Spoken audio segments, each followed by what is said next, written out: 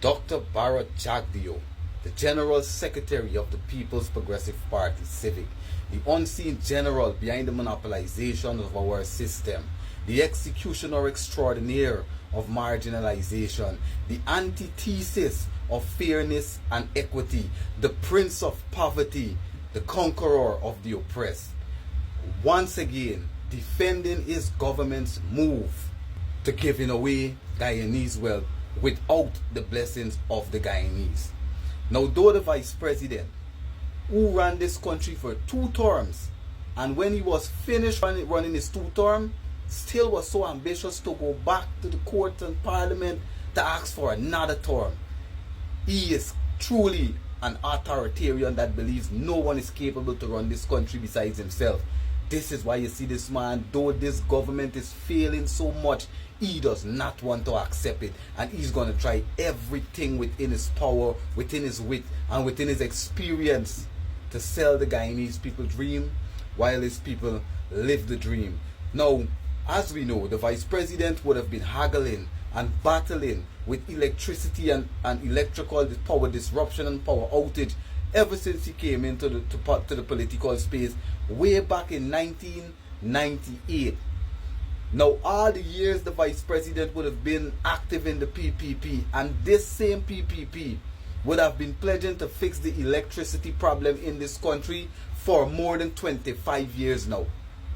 Now, today, in this storm, from 2020 to 2025, where the Bharat Jagdeo at the helm as General Secretary and Vice President of this country, his government has handled more money this storm than all other governments since the 70s. When they took over the country, APNU were dealing with a $5 billion gross domestic product.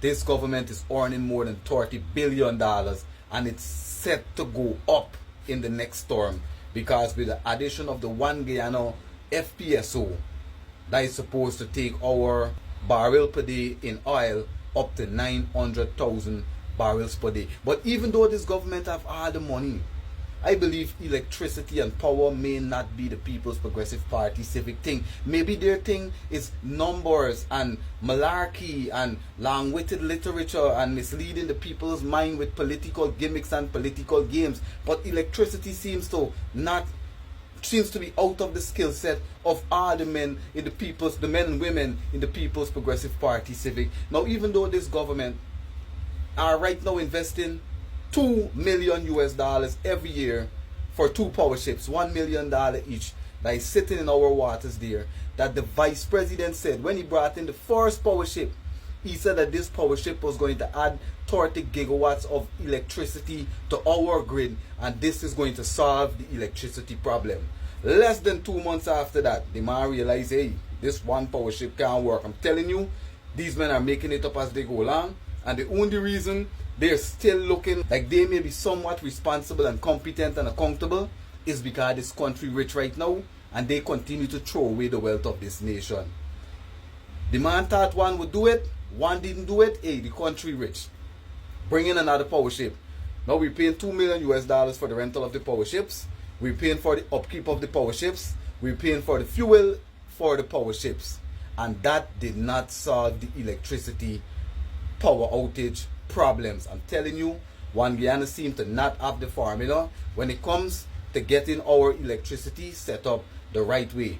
Bigger countries than our country, in less time, governments that have the vision have been able to set up power in those countries. Ibrahim Traoré took over Burkina Faso from 2022. This PPP took over this country 2 years before Ibrahim Traoré. And look at the transition of Burkina Faso.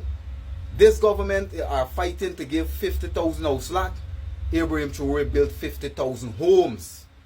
Proper homes.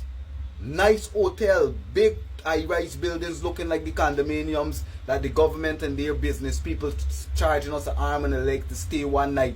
This man was able to do it in less than 3 years. Now, though the vice president has been in the position of leadership for all these years, and from 2020 they are already investing $2 million per year. Then they invested more than $1.3 billion US dollars, brothers and sisters. I want you to hear these numbers. The money that they already invested in electricity and in energy, and still today my followers are telling me up to today they are still having blackout. They could have given that money to the citizens and bought solar panels to everyone. They could have bought batteries and inverters, and the entire Guyana could have solar lights right now with that money, and we will still have change so that they could give us cash grants. But when it comes to doing anything for the Guyanese people, this government has a problem. Now, would you believe that with all the money the government invests in the power ships and the 1.3 billion in gas to energy, which we have not seen 1 ounce of benefit yet, these men are still ready to give away 650,000 US dollars, higher than 7 billion US dollars every year just for consultancy. And the vice president defends it. I expected him to come out and defend it. I knew he would defend it.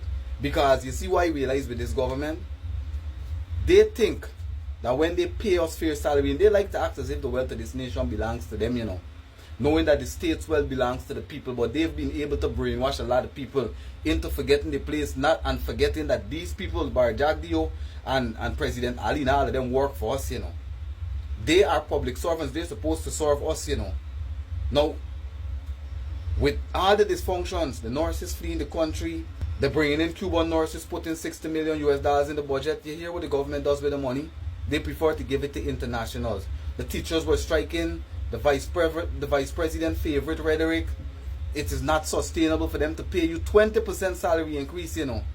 And these guys will continually take out millions and millions of US dollars. Just recently, Minister Vidya would have been given 350 million US dollars loan in our ministry, and the millions and the billions of dollars continue to add up. But what does the government continue to say when it comes to Guyanese people? Not sustainable. Now, I don't know if you are not catching up to it as yet, but that amount of money that the vice president and his government invested from 2020 into electricity could have given each and every Guyanese solar panels, batteries and inverters, and we could have all switched over to solar. They could have invested in solar energy, in hydro energy, in wind energy, and all of these different alternatives to fixing the electrical problems. But it seems these guys are hell-bent on doing what they want. They don't want to consult the opposition. They don't want to consult the Guyanese.